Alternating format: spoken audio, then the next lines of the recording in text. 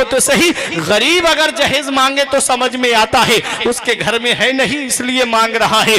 अमीरों को क्या पड़ी थी, उनके घर में तो अल्लाह ने सब कुछ अता फरमाया है।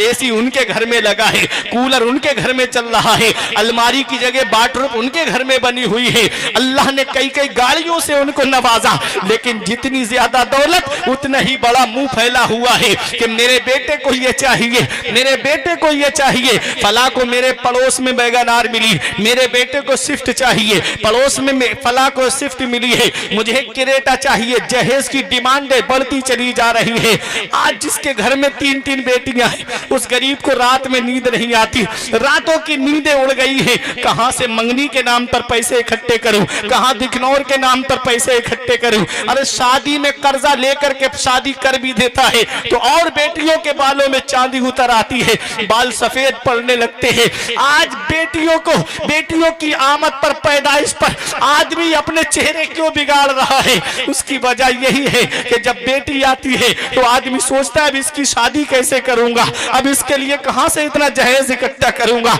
अब कहां से इसके लिए कैश इकट्ठा करूंगा।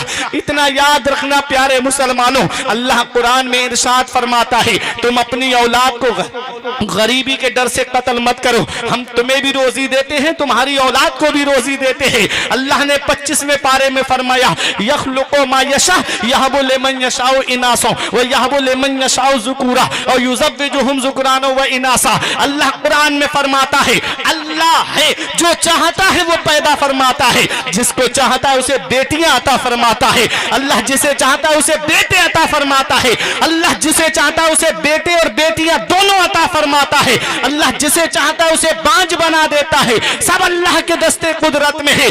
बताना मकसद ये है, इस आयत करीमा में अल्लाह ने सबसे पहले बेटे का जिक्र नहीं फरमाया है बल्कि बेटी का जिक्र फरमाया है।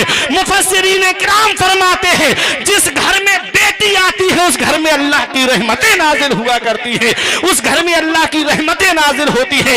और हमने देखा है बेटियों का नसीब बुलंद होता है, बेटियों का नसीबा बुलंद होता है। अल्लाह ताला ने बेटियों को ऐसे नसीब अता फरमाए हैं। हजरत जुन्नून मिस्री एक बहुत बड़े अल्लाह के वली गुजरे हैं।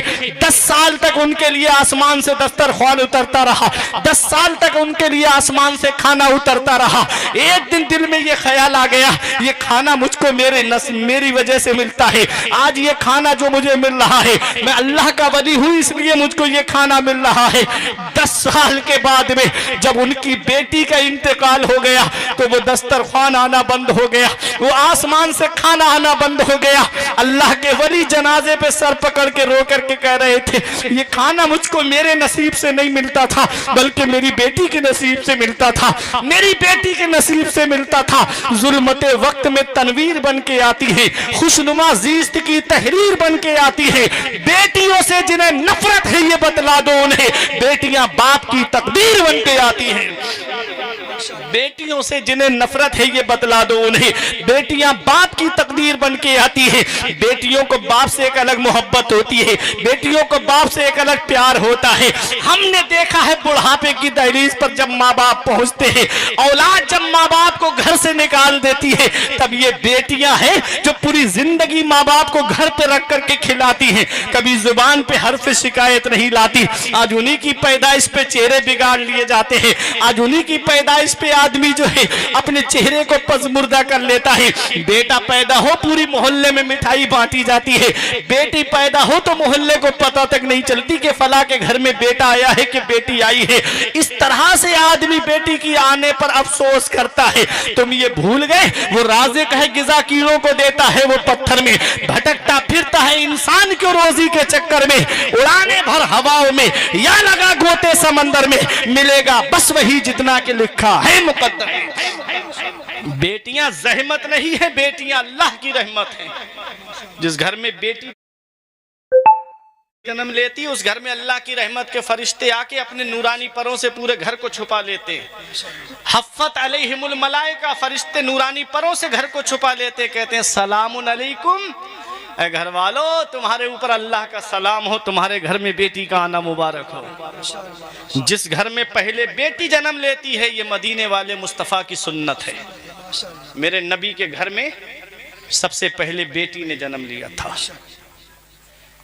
महक रहा है दिलों का जहान बेटी से, जमाने भर में बड़ी घर की शान बेटी से। और जरूरी ये नहीं बेटों से नाम रोशन हो, मेरे नबी का चला खानदान बेटी से। जरूरी ये नहीं बेटों से नाम रोशन हो, मेरे नबी का चला खानदान बेटी से। तो बेटियां जहमत नहीं होती, बेटियां अल्लाह की रहमत होती है। बेटियों का नसीब बुलंद होता है, बेटियों का नसीब बुलंद होता है। बेटियां सबके मुकद्दर में कहाँ होती हैं, जिनसे राजी है खुदा उनके यहाँ होती हैं। अल्लाह तबारक व तआला ने बेटियों को पैदा फरमाया है और बेटों को भी पैदा फरमाया है। तो बेटियां आज जो जहमत बनती जा रही हैं, उसकी वजह यही है कि जहेज की लंबी लंबी डिमांडें। अरे सबसे बड़ा जहेज तो तुमको उसने अपने जिगर का टुकड़ा दे दिया, इससे बड़ा जहेज और क्या लेंगे। बकरा ईद आ रही है ना जुनैद भाई, इस मौके पे आदमी बकरा लेकर आता है। अगर बकरा 4-5 महीने पहले ले आया जाए तो जब उसकी कुर्बानी का वक्त आता है ना, वो बकरा इतना घर वालों से मिलजुल जाता है ना, खाना खाने बैठेंगे तब आ जाएगा, कोई बाहर से आएगा तब उसके ऊपर चढ़ने लगेगा। मोहब्बत तो मोहब्बत है, जानवर मोहब्बत करता है। उस बकरे से आदमी को इतनी मोहब्बत हो जाती है, जब उसकी कुर्बानी का वक्त आता है ना, तो पूरा का पूरा घर बाहर निकल जाता है। हमने भी एक जगह मस्जिद में इमामत की, तो कुर्बानी का जब वक्त आया ना, वो बच्चा था, उन्होंने पाला, फिर कुर्बानी के लिए बोल दिया। कुर्बानी का जब उसका नंबर आया तो पूरा घर बाहर। हमने कहा कहाँ जा रहे हो, किसके नाम की होगी, तो बता दिया अब्बा के नाम की होगी। हमने कहा जा कहाँ रहे, कहा इसकी कुर्बानी नहीं देख पाएंगे हम। ये हमारे घर में हमसे इतना मिलजुल गया है कि हम इसको कुर्बान होता हुआ नहीं देख पाएंगे। ये एक जानवर है, अगर 4-5 महीने पहले आ जाए तो उससे इतना लगाव हो जाता है कि हम उसकी कुर्बानी नहीं देख पाते। जरा दिल पे हाथ रख करके सोचो, एक बाप अपनी बेटी को 15-16 साल अपने सीने से लगा के रखता है, उसे अपनी बेटी से कितनी मोहब्बत हुई होगी, उसे अपनी बेटी से कितना प्यार होगा। ये जहेज लेने वाले नहीं सोचते ना, ये जहेज की लंबी लंबी डिमांडें करने वाले नहीं सोचते ना, उस बाप को अपनी बेटी से कितनी मोहब्बत होगी जो अपनी बेटी की हर ख्वाहिश को पूरा करता है।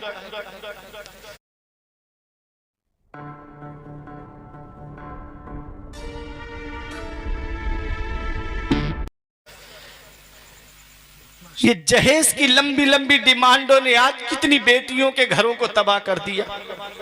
चंद सालों पहले आयशा नाम की लड़की ने समंदर में कूद के जान दी, कहा मुझे मर्दों की सूरत से नफरत हो रही है, जहेज के नाम पे मेरे ससुराल वाले मुझे टॉर्चर करते हैं, परेशान करते हैं। अगर मदीने वाले मुस्तफा की सुन्नतों को अपनाओ, नबी के तरीके को अपनाओ और शादी करो तो ऐसी करो सादगी के साथ जैसे अली का अक्द हुआ फातिमा के साथ, जैसे अली का अक्द हुआ फातिमा के साथ। मदीने वाले मुस्तफा अपनी बेटी फातिमा का निकाह फरमाते हैं किसके साथ, मौला अली शेर खुदा के साथ, जिनके पास ना तो रहने के लिए मकान है, रिवायतों में मिलता है सिर्फ एक जोड़ कपड़े थे जो मौला अली शेर खुदा पहने हुए थे। आज हमारे यहाँ रिश्तों का मियार बदल गया, आज हमारे यहाँ शादियों का मियार बदल गया। आज हमारे यहाँ पर जब शादी का नंबर आता है, चाहे लड़का हो या लड़की, तो हम क्या देखते हैं, लड़के की दौलत देखते हैं, लड़के का कारोबार देखते हैं, लड़के का बिजनेस देखते हैं, उसका अकीदा भी नहीं देखते, उसका अमल भी नहीं देखते। हम ये नहीं देखते कि ये नमाज पढ़ता है या नहीं पढ़ता है, हम ये भी नहीं देखते ये रोजा रखता है या नहीं रखता है।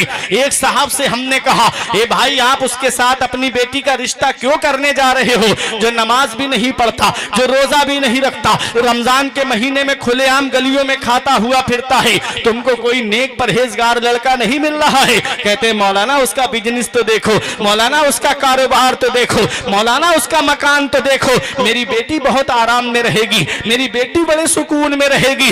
नहीं मानी मौलाना की बात, चले अपनी बेटी का रिश्ता करने के लिए। जब शादी हो गई तो 2-3 महीने के बाद में आके रोते हुए आए, कहते हैं मौलाना साहब कुछ करो, मुझे रात की नींद, मुझको रात में नींद नहीं आती। हमने कहा परेशान क्यों हो? कहने लगे कि मेरी बेटी के वो हक अदा नहीं कर रहा है, वो मेरी बेटी को मारता